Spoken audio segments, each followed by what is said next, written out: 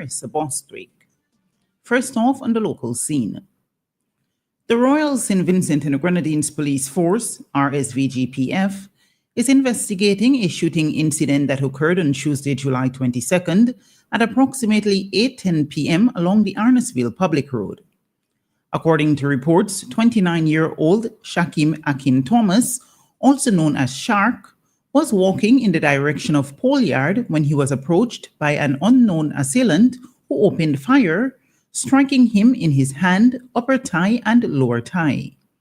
Despite his injuries, Thomas managed to escape to the nearby St. James Medical School, where he encountered police officers and received immediate assistance. The RSVGPF said in a press release that it considers this a serious act of violence and is actively pursuing all leads in the matter.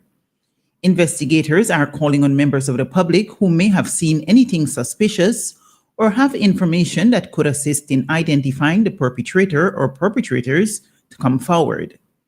Meanwhile, police said it has come to light during the investigation that the victim, Thomas, is a national of Grenada and is wanted by law enforcement authorities there in connection with several offenses.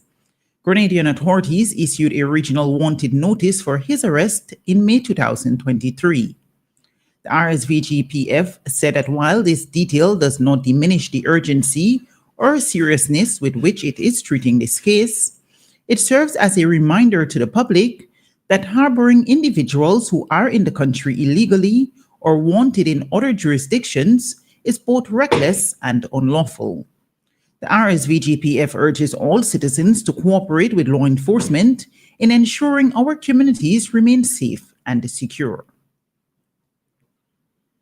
The Royal St. Vincent and the Grenadines Police Force is investigating the tragic shooting of 62-year-old businesswoman Renella Bowens, also known as Ada, who was shot in front of her business place on the evening of Tuesday, July 22nd. Reports indicate that at approximately 7:22 p.m., Ms. Bowens was seated on the steps outside her business establishment in Camden Park with a friend when two masked and armed gunmen approached and opened fire.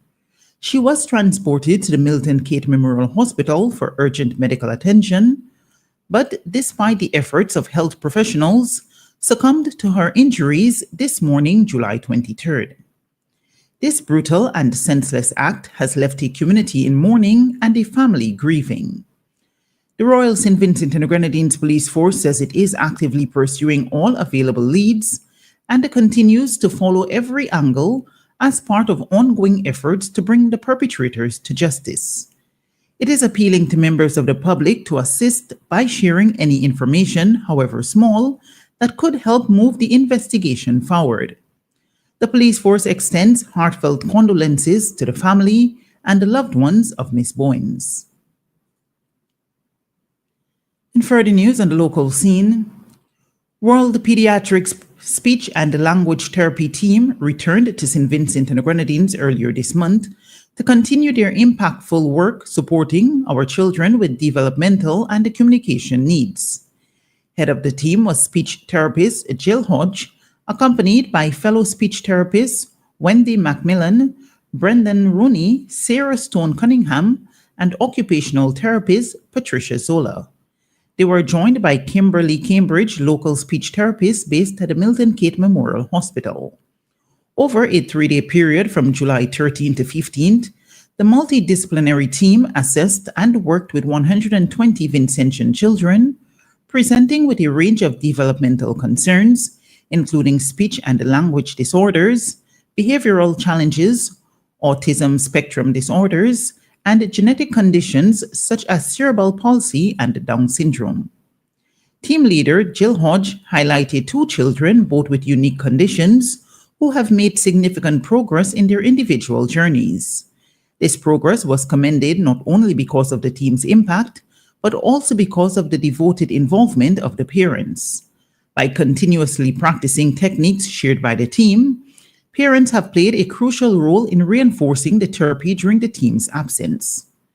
Meanwhile, World Pediatrics Physical Therapy team returned to SVG and conducted a 2-day clinic on July 21st and 22nd, focused on assessing children with a range of conditions, including post-surgery rehabilitation, as well as genetic and neurological disorders. The team comprised of physical therapist Lisa Bepko and occupational therapist Lauren Mion. They closely collaborated with local physiotherapists at Milton Kate Memorial Hospital, Janil Bala. By the end of the two-day clinic, they had assessed and provided follow-up care for 26 Vincentian children. Both teams were sponsored by the Mustic Charitable Foundation. On to regional news. Grenada's main opposition, the New National Party, NNP, says it will not be supporting legislation that reduces the age of civil responsibility from 18 to 16 years to allow for minors to seek sexual and reproductive health treatment without permission from parents or guardians. The Deacon Mitchell government is seeking to change the consent age by amending the Age of Civil Legal Responsibility Amendment Act 2025 when Parliament meets on Thursday. The main objective of the bill is to insert a definition for minister and to change the age of consent for sexual and reproductive health treatment. But NNP and opposition leader Emmeline Pierre said under no circumstances will the opposition join with the Grenadian government tomorrow to support the passage of a bill to amend the age of civil legal responsibility from 18 to 16 years, and in some cases, to give the minister authority for a 12-year-old to be able to make certain decisions without the consent of a parent. In a video posted on her Facebook page, Pierre said that the opposition believes that the legislation has far-reaching implications and it requires public discourse, public engagement, as well as engagement with stakeholders. Therefore, we have called on the government, we have engaged the government side to present this bill for first reading only, so as to allow all stakeholders to be part of this conversation. We are hoping that the government decides not to proceed with the passage of this bill tomorrow, she said. Jamaicans may soon be forced to ask for a list of available tobacco products whenever they feel the urge to inhale. Lawmakers on Tuesday, during a sitting of a Joint Select Committee, JSC of Parliament, examining the Tobacco Control Act 2020, accepted a proposal for a total ban on the promotion and advertising of tobacco products. This would mean that wholesalers and retailers would not be allowed to display posters of tobacco products or even display them on shelves or in cases. According to the Jamaica Observer, the JSC, chaired by Minister of Health and Wellness, Dr. Christopher Tufton, has been meeting for several years, its deliberations interrupted by the COVID-19 pandemic. It held its last meeting on Tuesday. While members agreed to sign and submit a final report to the Clerk of the Houses of Parliament, they acknowledged that it will be the Parliament convened after the upcoming general election, which will table and debate a bill containing the amendments they have recommended. In news on the international scene, the United States Health Department said today it would end the use of a vaccine ingredient long targeted by conspiracy theorists over debunked claims it causes autism. Thimerosal, a preservative that prevents bacterial and fungal contamination in multi-dose vials, has been extensively studied, with authorities including the World Health Organization finding no evidence of harm. According to AFP News, the move follows a vote by a panel of outside experts convened by Kennedy last month that voted to end the use of thimerosal in influenza vaccines for adults, pregnant people, and children. Although the substance is now rarely used in U.S. vaccines, the recommendations by the influential Advisory Committee on Immunization Practices alarmed experts, who said the move has effectively embedded talking points championed by the anti-vaccine movement into national policy. And finally, on the news at this hour, the UK government has revealed the details of its plans to cut foreign aid with support for children's education and women's health in Africa facing the biggest reductions.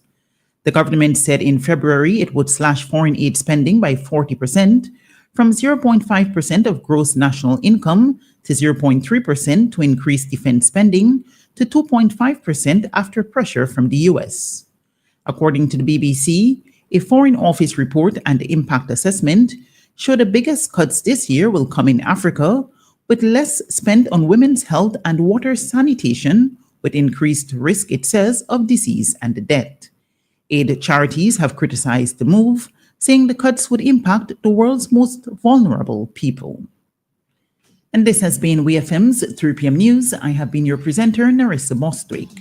Do join us at 5:30 when we will bring you our next newscast.